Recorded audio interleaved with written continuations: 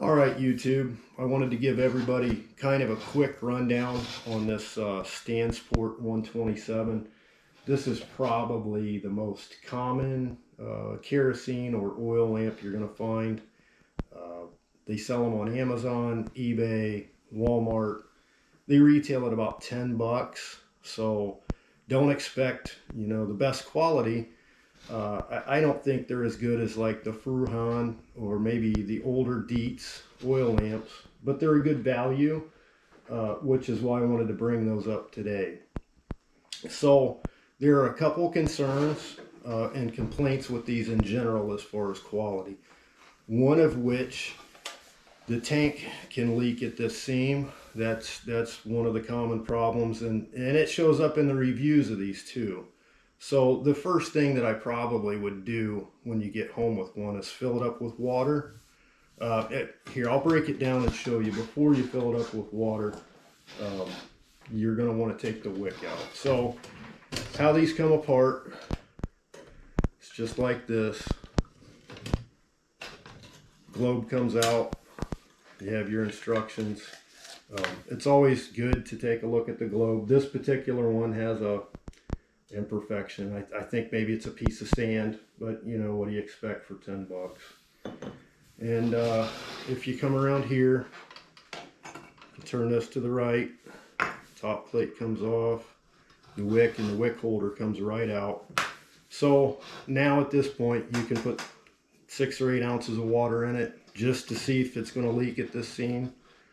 This is optional. You could go ahead and put lamp oil in it, see if it leaks or not, but let it set overnight, see what you got. When you're all done, you may be ready to go with it. I would turn it upside down, lean it in a corner, try to get all the water out. Should be fine.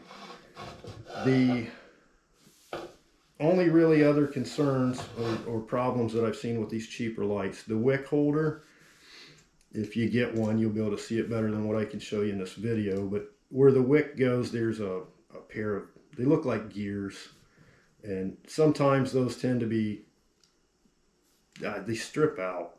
This one's fine, but it's new, of course. You see the metal's bent there.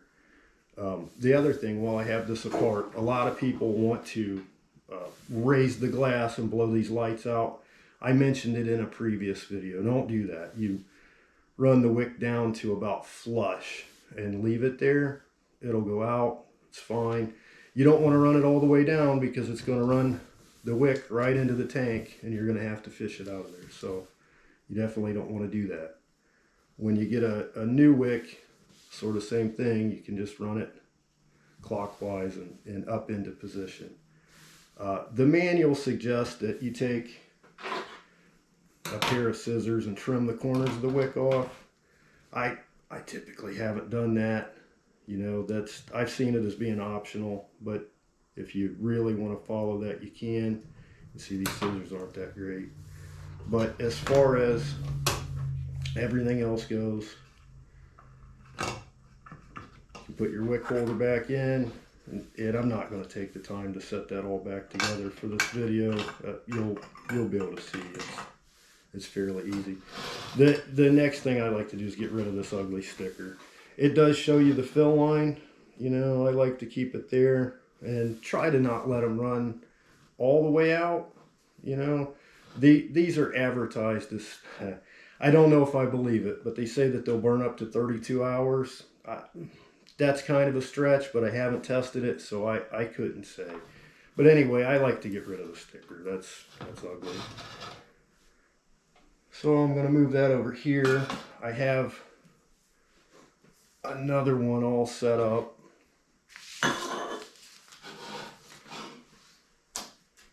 After you've determined that it's not going to leak, you've gotten familiar with the light, go ahead and put your lamp fuel in. I like lamp fuel over kerosene just because it has an indefinite shelf life. Both of them kind of have an odor. This seems to be a little bit less foul maybe than kerosene. But that's what I have in here. You're going to want to fill it up and let it set for at least 5 minutes, just so the lamp oil will soak up in the wick.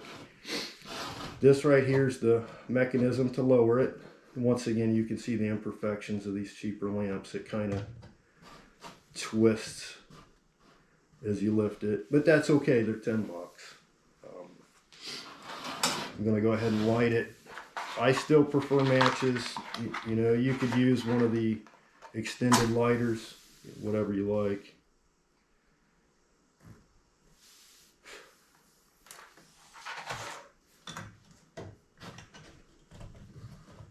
So right now, at this point, the wick is too tall. You can see the soot. You want to run it down to where it's maybe out a 1/16 of an inch. That's going to conserve the most fuel and give you the best light as far as I'm concerned. But if you run it up higher, you're just going to have a bunch of soot around your globe, which you don't want. So here in just a second, we'll turn the lights out. You can see how bright this is. That's not too bad. I picked these up specifically just to keep around for power outages. I think most of them are about 3 or 4 candle power, so they should be brighter than an average candle,